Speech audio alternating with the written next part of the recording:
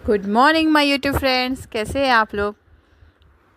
चलिए, मैं बताई थी कि आपको एक टॉपिक जो फीमेल से रिलेटेड है बोलने वाली हूँ, उसके बारे में बोलूँगी अब। पेरूमेनोपास और मेनोपास, ये क्या है। पेरूमेनोपास मेनोपास, ये माहवारी का पूरी तरह से बंद हो जाना, पीरियड्स का पूरी तरह से बंद हो जाना, इसको कहते हैं मेनोपास। और इससे 4 साल पहले या 8 साल पहले जो टाइम पीरियड होता है, जिसको पेरूमेनोपास कहते हैं। अब इसके बारे में बताऊंगी पेरूमेनोपास होता क्या है। ये पेरूमेनोपास में देखिए आप, ये स्टार्ट होता है 40 और 45 के बीच में स्टार्ट होना शुरू होता है ये पीरियड। और इसमें क्या होता है, कभी कभी अर्ली भी हो सकता है, 35 में भी देखी हूँ मैं पेशेंट्स को पेरूमेनोपास के लिए। और इसमें क्या होता है, ओवरीज अपने एस्ट्रोजन को प्रोड्यूस उतना ज़्यादा नहीं करते जैसा कि पहले करते थे।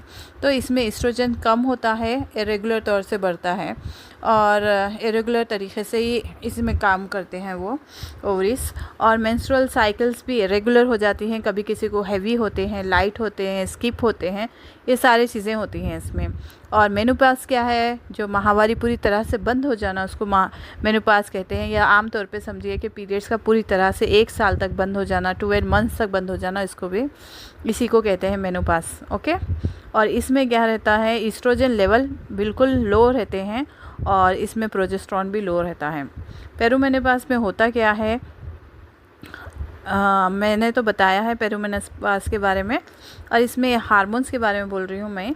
ईस्ट्रोजन फ्लक्चुएट होता है, समटाइम हाई होता है, समटाइम लो होता है। प्रोजेस्टेरॉन डिक्रीज होता है because of hormones, mood swing ज़्यादा होते हैं। मेनोपास में ईस्ट्रोजन लेवल्स कॉन्स्टेंटली लो रहते हैं।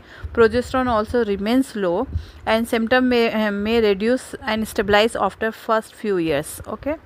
अब इसके बारे में मैं बता रही हूँ। पेरूमेनोपास में जो साइंस सिम्टम्स जो पेशेंट्स बताते हैं, जो घर वाले समझना नहीं चाहते या समझते नहीं हैं वो लोग, ये होता है इसमें irregular periods, hot flashes, mood swings, breast tenderness, sleep problem, low energy, weight gain, vaginal dryness, decrease fertility, headache और loss of लिपिडो।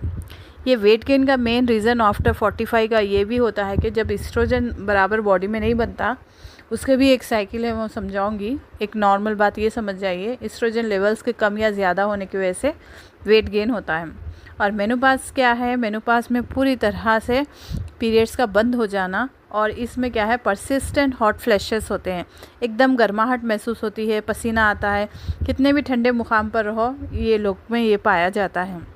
Vaginal dryness, pain during intercourse, high risk of osteoporosis, higher cholesterol levels होते हैं, sleep problems होते हैं और metabolism भी लो हो जाता है, जिसकी वजह से भी वेट गेन होता है। और मेमोरी कंसंट्रेशन प्रॉब्लम होता है।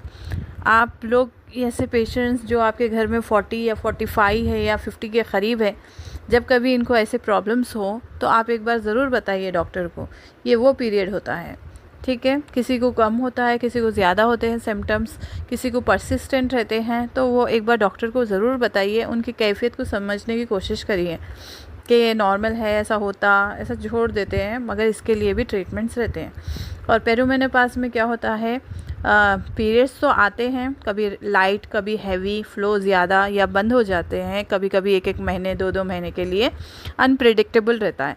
मेनोपास का तो मैं बताई हूँ आपको, पूरी तरह से बंद हो जाते हैं वो। फर्टिलिटी, पेरूमेनोपास में प्रेगनेंसी होना पॉसिबल है और मगर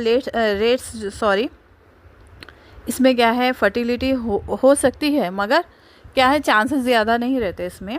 और ओव्यूलेशन इरेगुलर रहता है। मेनोपास में फर्टिलिटी 0 होती है नेचुरली। तो ये तो मैं बता दी हूँ आपको पेरूमेनोपास मेनोपास। इसके आगे मैं इसका ट्रीटमेंट भी बताऊंगी, क्या करना चाहिए, कब डॉक्टर से कंसल्ट करना चाहिए, कब इसकी कंडीशन बैड होती है। अगर पूरी तरह से मेनोपास अटेन करने के बाद कोई पेशेंट्स को ब्लीडिंग होती है, ऐसा कुछ है, तो डॉक्टर से ज़रूर कंसल्ट करिए। ये एज ग्रुप नॉर्मली 50s के बाद ही है, मगर नॉर्मली पेरूमेनोपास तो हो जाता है, उसमें ये सारे प्रॉब्लम्स होते हैं। 50 के बाद समझ लीजिए आपको कभी भी मेनोपास अटेन कर सकते हैं। ओके। आगे ट्रीटमेंट के बारे में भी बताऊंगी। ओके।